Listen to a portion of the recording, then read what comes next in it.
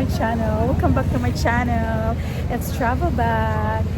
So today, andito kami ngayon, Western Kuala Lumpur, and so bibisita kami dito sa I Miss You Durian Man. So nakikita nyo yan sa likod ko, puros durian po yan. Anong meron dito? But as you can see, marami pong durian dito. I miss you in Durian Man. So, ito siya. May malaking durian dito. Tignan natin. Malaking durian po yan. Tapos, puro durian to. Tignan nyo. Iba't ibang klase ng durian. May iba't ibang variety po ng durian pala dito. So, yung natikman namin is yung ano ba yun? Mustang, King, basta mga King yun. Sobrang sarap nila. Gusto ko yung Mustang kasi sobrang sobrang creamy. So, hindi ko alam kung ano ita-try natin today. So, sige. Start natin yung journey natin sa durian. Tignan nyo, may ganon. Ano yan? Moon. So, ang babango. Tignan natin kung magkano yung per kilo dito.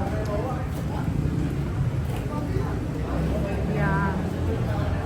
Sa Pilipinas, durian season talaga sa Pilipinas. So dito hindi ko alam kung season, kung ganun-ganun din ba dito. May season ba din yung durian. Pero anyway, simula nang dumating kami dito is marami na talagang durian. Ang bango, so tignan natin to. Don't near. Okay. Hi. So this is 68 per kilo. Musang King is 68 per kilo. This is cheaper here. And the blackthorn, ito masarap din to, blackthorn. 78 per kilo, 78 ringgit. Hello. Hi. How are you? Hi. Can I Osia. include you to my vlog? Osia. Hi. Ulu. So, this is the place. Okay. Tapos, dito, lahat durian. Ito. So, chocolate with durian. Ang lasa niya. Tiramisu. Durian flavor. Ay, hindi naman pala lahat. Ito meron din, mangustin. They're almost durian.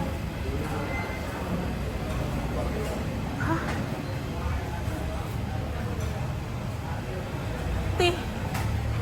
Durian tea. Yuck, ano pala yan? So, meron din silang ganyan. Ipapack na, i-open na sa'yo, tapos ipapack, ganyan. Oh, hi! Parang Musang King yan. Is this Musang King? This one, Musang King? Sarap ng Musang King. Dito siya dito. Sige, go. So ito na nga, nakapili kami. Hindi na kami bumili ng yung bobo talaga kasi hindi namin mauubos yun. So bumili kami ng ganito. So sa isang container na to is marami siyang yung iba't ibang variety niya. So ito yung like ito na yung kilala ko, Musang King. Tapos ito Musang King, tapos blackthorn. Tapos ito D24, hindi ko alam po ano yung D24. Tapos dito is ano to? Udang merah. Ito, tapos ito, so ito siya, ganyan siya. Ganyan siya. So, andito din lahat yung variety. Kung ano may dito, andito siya. So, isa or dalawang liso lang ata to. next na try natin is bumili din kami ng ito. Diba? So, try natin isa-isa. So, ang kagandahan kasi dito, kasi binibigyan ka nila. Ala, ang ganda ng ano nila.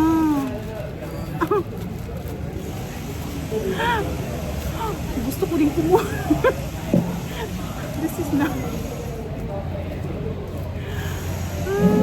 ang ganda. Ang ganda. Sige, try natin.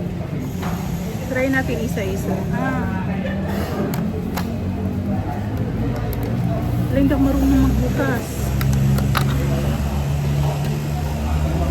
So, anong itatry natin first? Dito siya, no? Ito pala siya.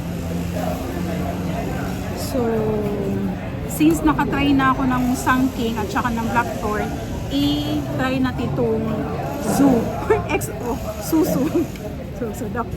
Susu. XO.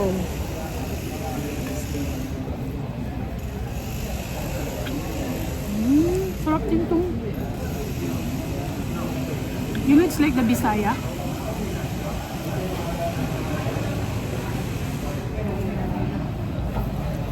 No? Creamy din. So creamy din, oh.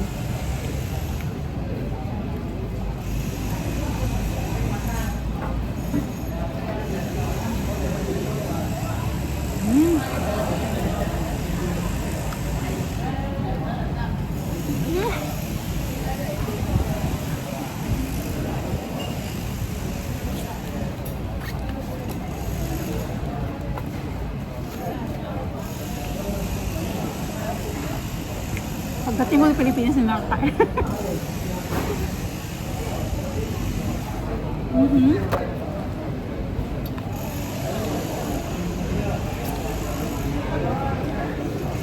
So ito malaki yung liso niya.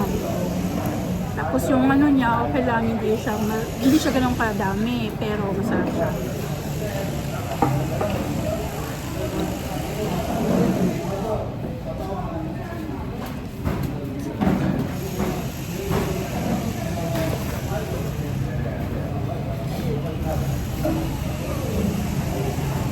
Kasi next natin i-try is udang mera. Ito siya. Udang mera. So may code pala sila dito. So udang mera is D175.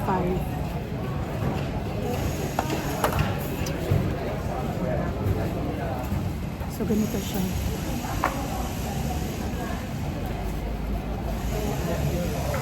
So, people looking at me.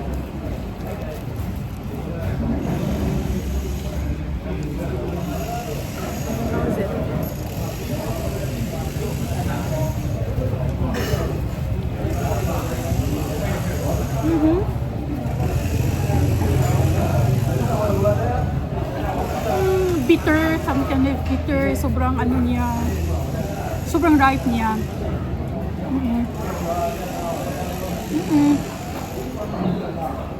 Ang kanina, parang tamis lang talaga siya. Ito ngayon, parang may halo siyang mapait ba? Pero masarap pa rin. Kailangaw na.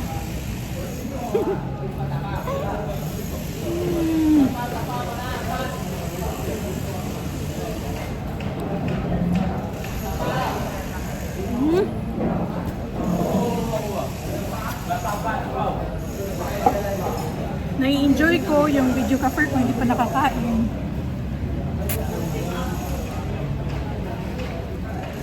Sarap mo. No? To finish this. Inom muna tayo. Break.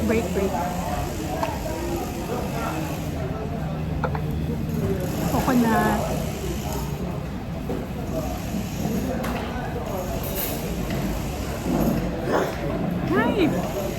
Break muna tayo. Parang ano na yung... Okay, so next. Nakatingin sila sa akin. So next natin i-try ay V24. So ito siya. day 24. So ito naman, ito siya. Hindi siya masyadong ripe. I mean, buo siya. Hindi siya yung parang kanina na parang lataan or something. Pero ito, try natin.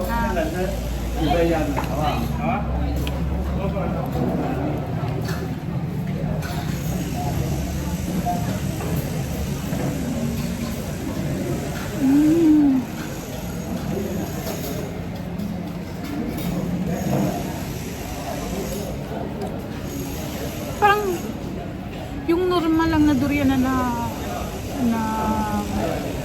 try ko sa Pilipinas. Just like the durian in the Philippines.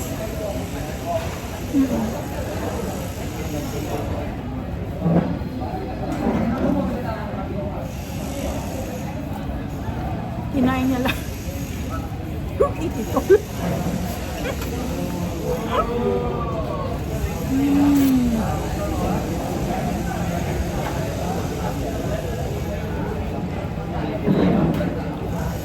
Nakaka-conscious mag-vlog, ang daming tumitingin.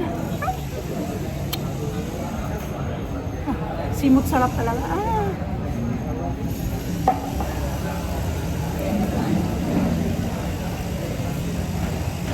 And then, ito yung blackthorn. Try na namin to siya. Tignan nyo kung ano siya. Sobrang yellow niya. Ay, langaw na. Sobrang yellow niya, oh. Sarap din to siya. Ito yung, may code kasi sila eh, para ito is D200 blackthorn. Yung maliit lang, nakakaano pala, hindi naman ang umay.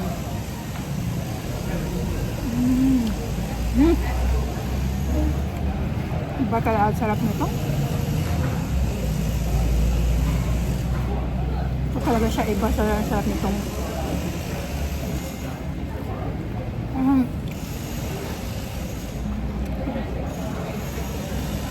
sarap.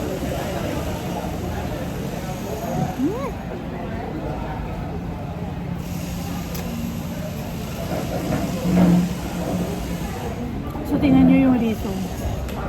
Yung buto niya maliit lang. Pero ang daming naman. No. Siya, yun yung kaanuhan ng thorn.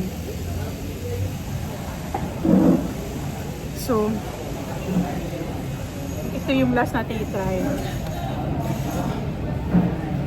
Actually, na-try na namin to at sobrang creamy na. Ito talaga yung pinakamasarap sa lahat-lahat. Pero yung Mustang King, hindi. Ito yung pinakamahal.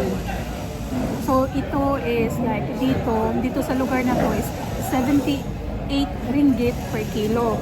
Tapos yung Mustang King is 68 per kilo.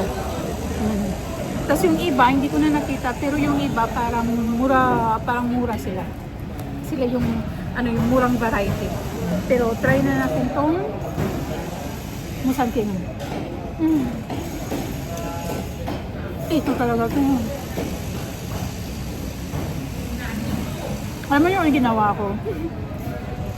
Yung buto nito, nilagay ko sa tubig. Tapos, sinuko na siya sa tubig. Tapos, ayun na nga. Tapos, ang nangyayari ngayon is, meron na siyang tumutubo na, yung parang ano na.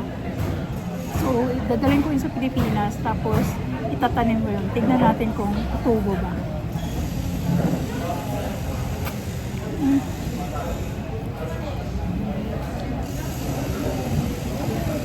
So ngayon, i-end ko na to.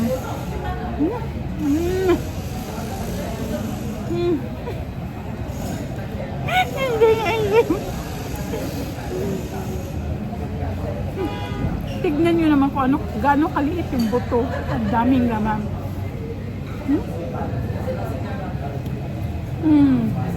Diba sobrang liit? Tapos yung first two is malalaki.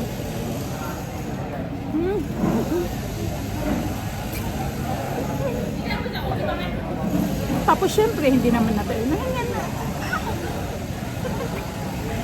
pwedeng aksayahin, hindi ah.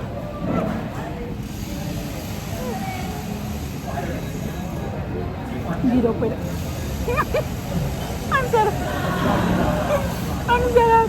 So yun na. So dito na nagtatapos. Ang sarap-sarap nila. Tapos kung kayo, nandito kayo sa